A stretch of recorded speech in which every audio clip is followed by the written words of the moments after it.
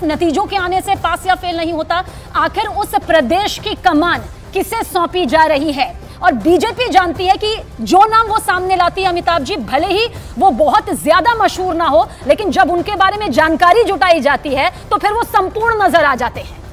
देखिए, रमन सिंह जब छत्तीसगढ़ के मुख्यमंत्री बने थे, 3 टर्म रह गए, वो 3 चुनाव तक वो जीत कर रहे हैं, 3 टर्म मुख्यमंत्री रहे, लेकिन 3 टर्म मुख्यमंत्री रहे, लेकिन उनको चुना कब गया था? जब रमेश बैस ने वहां जाने से मना कर दिया था। रमेश बैस अब उस समय केंद्र में मंत्री हुआ करते थे, उन्होंने कहा केंद्र की राजनीति करेंगे।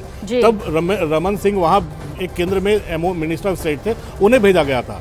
वही शिवराज जी के साथ उमा भारती को मुख्यमंत्री जनता ने चुनकर भेजा था 2003 के चुनाव में। उमा भारती के ऊपर कुछ कोर्ट मुकदमों का पेच ऐसा फंसा कि उनको सत्ता छोड़नी पड़ी। उसके बाद शिवराज सिंह चौहान को यहाँ पर भेजा गया था। उनके पास कोई प्रशासनिक अनुभव तब तक नहीं था। वो अटल बिहारी सरकार में मंत्री भी नहीं थे।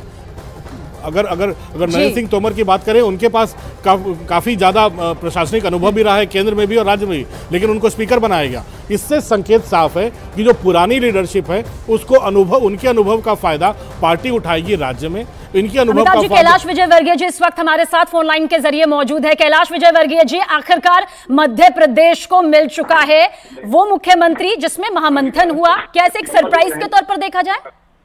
देखिए, भारतीय जनता पार्टी का वर्तमान नेतृत्व जो भी निर्णय लेता है वो सरप्राइज ही देता है, क्योंकि मीडिया जिन जिन के नाम चलाए उसमें से एक भी नहीं बना। और हमारे नेतृत्व की विशेषता यही है कि सबको चकित करना, और उन्होंने चकित कर दिया। और मुझे प्रसन्नता है कि मोहन यादव जी एक बहुत पढ़े लिखे और लंबे समय तक संगठन का उन्होंने काम किया है। तो न्यू इंडिया जो प्रधानमंत्री जी का सपना है, तो नया मध्य प्रदेश भी वो बनाएंगे, और हम सब उनके नेतृत्व में प्रदेश के विकास में सहयोग प्रदान करेंगे। ये ठीक हुआ। कैलाश जी, अमिताभ सिन्हा बोल रहा हूँ दिल्ली से। नमस्ते। बोलो अमिताभ जी। कैलाश भाई, सरप्राइज तो सबसे बड़ा था कि आपको भी चुनाव में लड़ने भेज दिया गया था। तो हम लोग मानते हैं कि ये एलिमेंट ऑफ सरप्राइज जो होता है, ये डबल इंजन की सरकार और तेजी से बढ़ा पाएगा, अनुभव की कमी नहीं होगी? बिल्कुल नहीं, हमारे यहाँ टीम वर्क से काम होता है। नरेंद्र सिंह जी को सभापति बनाया है, अनुभवी हैं, केंद्र में काम किया, प्रदेश में काम किया उन्होंने, और अब यहाँ की टीम के वो एक सदस्य होंगे मुख्यमंत्री जी के साथ में। तो निश्चित रूप से एक परिपक्व टीम है, और हम टीम वर्क से काम करेंगे और प्रदेश का विकास करेंगे। एक बड़ी चिंता होती है कैलाश विजयवर्गीय जैसे वरिष्ठ नेता जो केंद्र में महासचिव हैं, जो प्रदेश में मंत्री रह चुके हैं, राकेश सिंह जो महाकौशल जबलपुर से आते हैं, राकेश जी भी एक बड़े कद के नेता, चीफ विप रह चुके हैं 7 साल से, और अब प्रदेश अध्यक्ष रह चुके हैं। तो इतने बड़े बड़े कद्दावर नेता यहाँ पर हैं, तो सबके साथ सबकोई, अब सबका साथ सबका विकास का नारा बुलंद रहेगा। 100% हम लोग भारतीय जनता पार्टी के पहले कार्यकर्ता हैं, बाद में पदाधिकारी हैं, और इसलिए कार्यकर्ता भाव से हम काम करते हैं। जहां जो काम मिलता है, चाहे वो राकेश सिंह जी हो, चाहे प्रहलाद जी हो, चाहे नरेंद्र सिंह जी हो, चाहे शिवराज जी हो, हम सब कार्यकर्ता भाव से काम करते हैं। हम कोई बड़े छोटे नहीं हैं।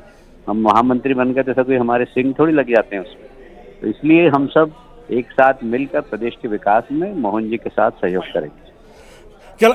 कैलाश जी, एक और सवाल उठता है कि आप आते हो इंदौर से, आपको चुनाव लड़ने को कहा गया, हर नेता हर इलाके से आ रहा है। मोहन यादव जी का बनना, क्या आपको लगता है कि पूरे हिंदी बेल्ट में एक अच्छा संदेश देगा? चाहे यूपी हो, चाहे बिहार हो, जातीय समीकरण के हिसाब से भी बहुत बढ़िया चॉइस हो सकती है ये। देखिए, हम जातीय समीकरण की ज्यादा बात नहीं करते हैं। हम एक योग्य कार्यकर्ता, लंबे समय से उसने विद्यार्थी परिषद में काम किया है, पढ़े लिखे कार्यकर्ता हैं, और इसलिए हम इतना ज्यादा सोचते नहीं है। अच्छा कार्यकर्ता हो जो प्रदेश का नेतृत्व कर सके, और निश्चित रूप से वो यादव है तो, और पिछड़े वर्ग में तो आते ही, तो एक सोने में सुहागा हो गया। और वे कार्यकर्ता बहुत अच्छे हैं, सिर्फ वो पिछड़े हैं इसलिए नहीं बनाया, वो योग्य है इसलिए बनाया।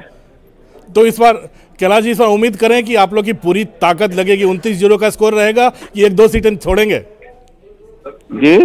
29-0 रहेगा, 28-0, या 1 सीटें लोकसभा में? अरे, ये 29 की 29 सीट जीतेंगे। शिवराज जी ने अभियान चालू कर दिया है, हम सब उनके पीछे पीछे चल के 29 की 29 सीट जिताएंगे।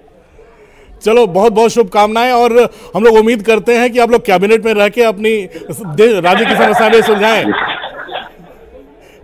के बारे में जो मुझे जानकारी है, बहुत पुराने कार्यकर्ता हैं और वो संघ के काम में लगे रहे, विद्यार्थी परिषद में भूमिका निभाई, बीजेपी में भी लगातार तीसरी बार से वो जो विधायक बन रहे हैं, जमीन से जुड़े हुए कार्यकर्ता हैं, उज्जैन से विधायक हैं और निश्चित रूप से जो यहाँ तक मध्य प्रदेश की यात्रा, विकास यात्रा चली है, इसको और आगे बढ़ाने की भूमिका उनकी रहेगी। कई नाम चल रहे थे, लेकिन मोहन यादव ये काम हमारे स्थानीय हमारे जो नेता हैं उनकी सहमति ये मुख्य भूमिका होती है, उसमें हमारा भूमिका कोई नहीं।